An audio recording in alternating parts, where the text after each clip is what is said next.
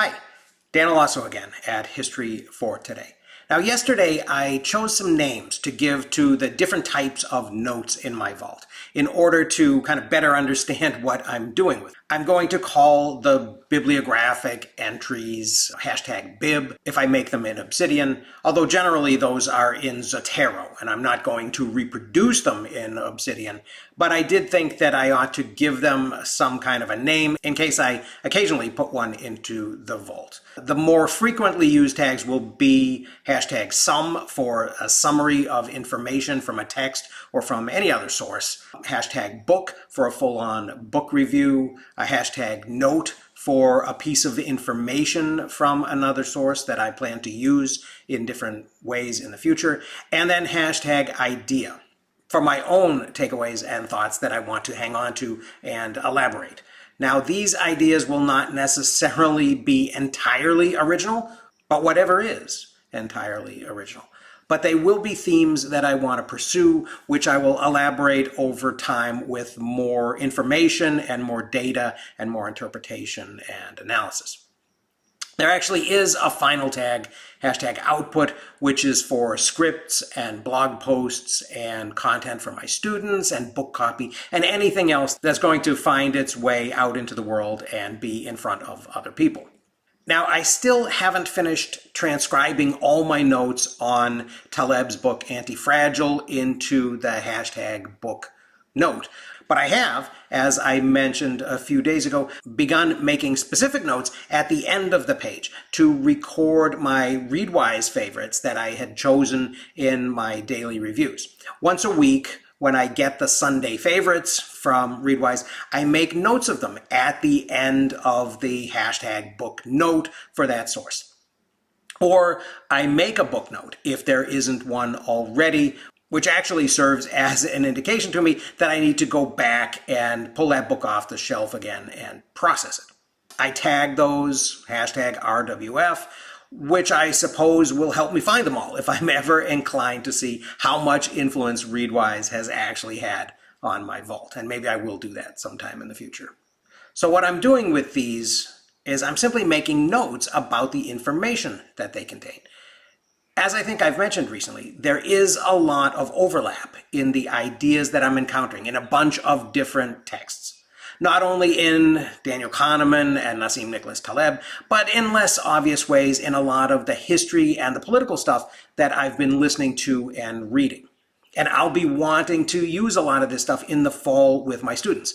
So this summer, I'll need to get my head around these ideas, elaborate them in my own words, decide on which examples I want to use to illustrate them, and decide on how I want to incorporate them into my classes. One of the things that strikes me about making notes like these is that it doesn't hurt to explain the stuff in a way that seems a little bit simplistic to me at the moment. Somebody has said that the test of whether you really get an idea is whether you can say something about it without referring to your notes. I think this is pretty much true, but I need to remind myself that being able to do this is also partly a function of being in the midst of these ideas right now. It's not at all obvious to me and certain that if I go back to them months from now or years from now, that these ideas will seem to me as instantly obvious as they do right this minute. So I'm trying to paraphrase and comment on them in a way that will still be intelligible to me at that time. In a sense, I'm almost explaining the idea to a me who hasn't just read this material or who's never read it. I think I am safe referring in a kind of a shorthand way to other things that are in my mind and that seem to have stood the test of time and to be easily remembered. So it's not exactly like writing for a complete newbie, but it is on the way to that. And I think it's helpful to practice that skill regularly because I do talk and write regularly for people who have not been exposed before to the content that I'm presenting to them. And if you want to write for others who may be interested in the things that you're pursuing but haven't done the same research, this is a good skill to practice. And this is the basic process, of course, of writing essays and school papers as well. So all of this fits together. These #note entries that I'm making are just a first pass at these ideas. The point of making them freestanding notes and not just leaving them in the book note that I've been working on is that I think these ideas are going to interest me in a slightly wider context.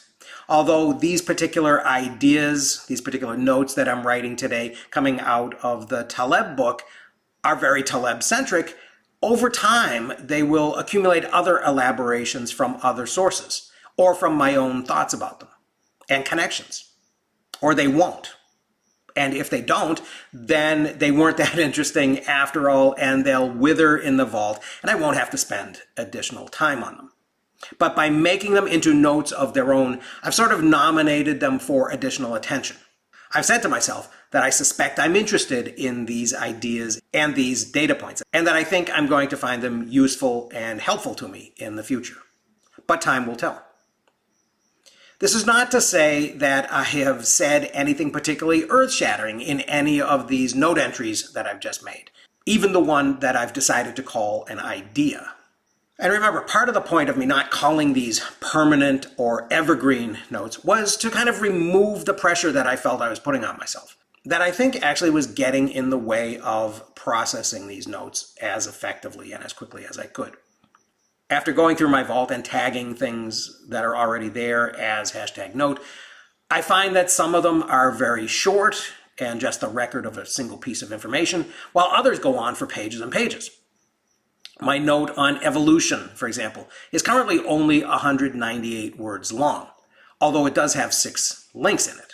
On the other hand, my note on calomel is 12,212 words long and contains all of the research that I did into that 19th century mercury-based medicine for a talk that I gave years ago at the Shear Conference. It currently only contains about 8 or so transclusions, but I could probably make many more links if I went back and worked on that topic for a bit. And it has dozens and dozens of links to sources, many of which seem still to be alive. So I hope that's been useful and a little bit interesting as kind of a specific elaboration of what I was talking about yesterday when I described how I'm going to tag these different notes. I'll come back to this and show the progress as the vault continues to grow. But that's all I have for today. So I hope people found that a little bit interesting. Thanks very much for listening, and I'll see you again